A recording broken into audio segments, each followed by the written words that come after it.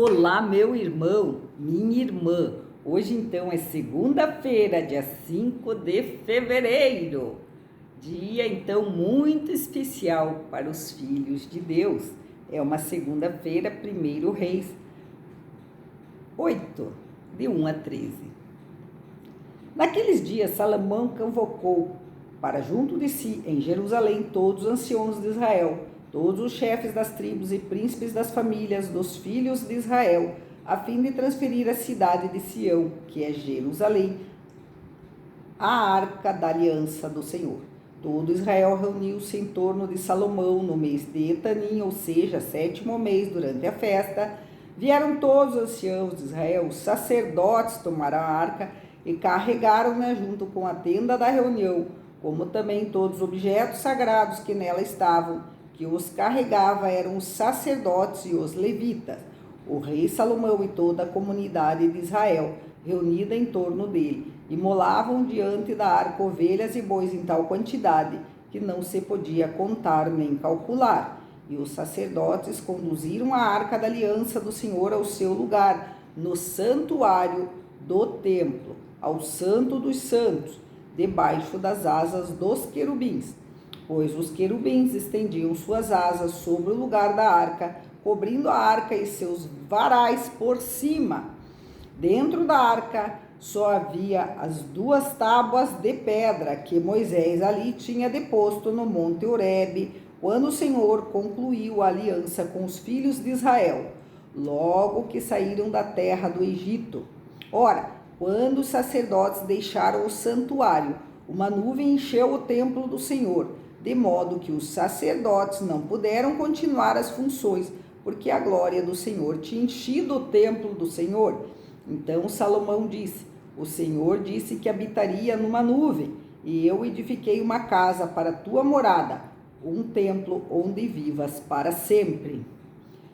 O Salmo 131 diz: subi, Senhor, para o lugar de vosso povo, do vosso pouso. O Evangelho, Marcos 6, 53 a 56. Naquele tempo, tendo Jesus e seus discípulos acabado de atravessar o mar da Galileia, chegaram a Genezaré e amarraram a barca. Logo que desceram da barca, as pessoas imediatamente reconheceram Jesus, percorrendo toda aquela região. Levavam os doentes deitados em suas camas para o lugar onde ouviam falar de Jesus, que Jesus estava. E nos povoados, cidades e campos onde chegavam, colocavam os doentes nas praças e pediam-lhe para tocar ao menos a barra da sua veste. E todos quantos o tocavam ficavam curados. Louvado seja Deus, nosso Senhor Jesus Cristo, para sempre seja louvado. Então, gente, nós temos aqui Salomão, que já constrói o templo, e então ele convoca, além dele, rei, para que todos os chefes, os sacerdotes, os chefes de cada tribo, daquelas tribos, e também os filhos tinham os chefes e os filhos mais velhos, que eram também chefes. Ele convoca para que eles, então, transportassem a arca da aliança de Moisés com as tábuas da lei para o santuário. E eles, então, vão fazendo o que na época se prescrevia, imolando um animal atrás do outro, derramando o sangue dos animais para mostrar, então, que eles estavam cumprindo os preceitos de Deus.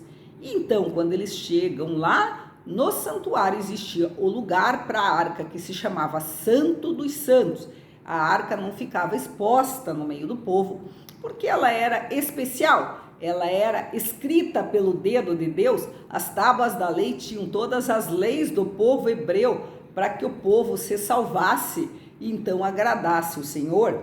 E ali naquelas tábuas da lei, eles ficaram, a arca da aliança, né, sob as asas dos querubins, dentro do Santo dos Santos, e assim é que é colocado.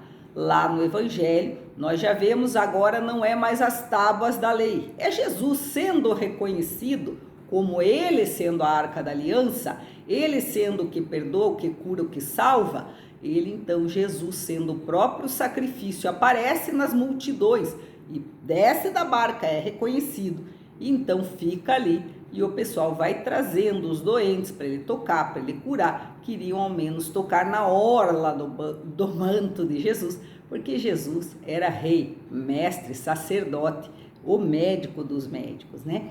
E nós, como que nós estamos hoje? Nós estamos reconhecendo Jesus que agora se faz pão. Ele está dentro do Santíssimo Sacramento, do altar, nos nossos templos. Não é mais na Arca da Aliança, no Santo dos Santos, mas isso ainda continua.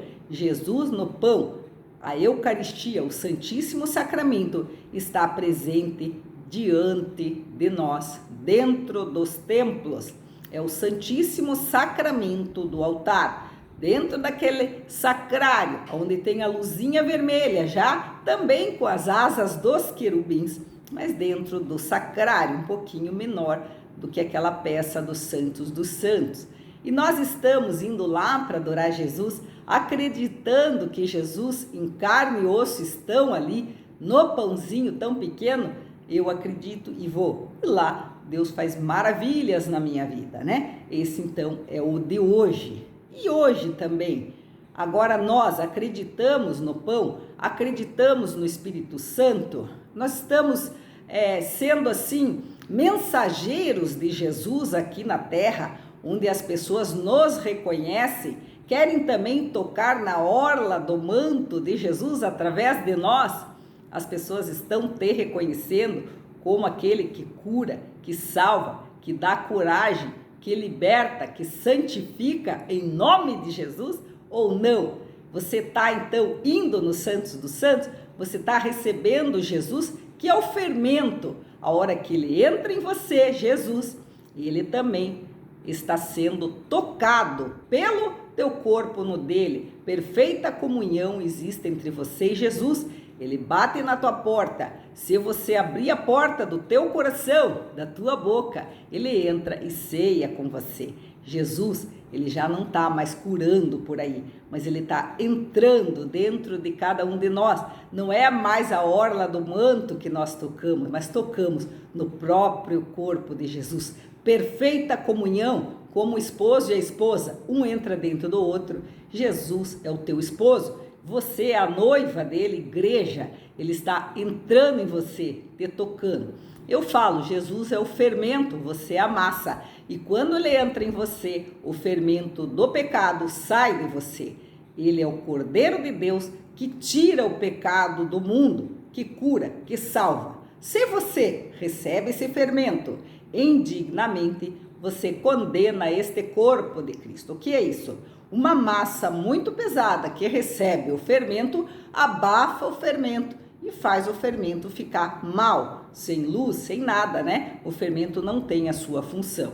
Esta é a função de você quando está muito mal, muito em pecado, e que Jesus não pode brilhar em você, fazer a tua massa crescer, frutificar. Então, aí você também pode condenar Jesus. E quando você condena e mata Jesus dentro de você, a doença aparece em você. Então você que sabe, né? Você pode ficar livre de receber Jesus no Santíssimo Sacramento ou não. Louvado seja Deus nosso nesse dia, que Deus nosso Senhor tire de nós toda agressão, nos dê coragem também para quem é agredido se libertar e se curar. Amém.